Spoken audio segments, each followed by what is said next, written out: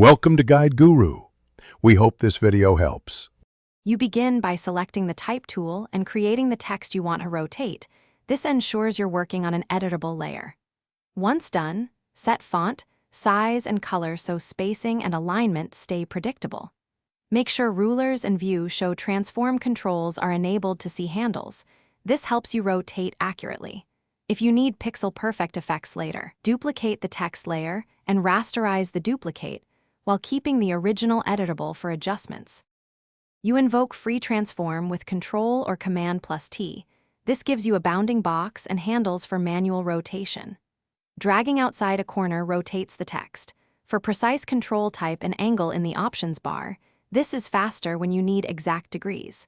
Make sure to hold Shift if you want fixed increments like 15 degrees and use the reference point to pivot around a specific spot. Once positioned, press Enter to commit the transform and check kerning and baseline shifts. You can rotate text along a curve by drawing a path, selecting Type on a path, and clicking to add text. Drag the small handle to rotate placement along that path. For circular or complex rotation, convert the text layer to a smart object before transforming so you can re-edit non-destructively. Once satisfied, merge or rasterize copies for final output.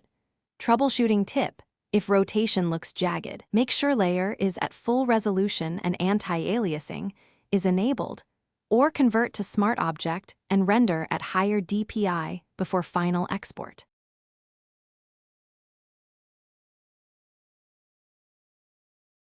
Thanks for watching. Consider subscribing if we helped you today.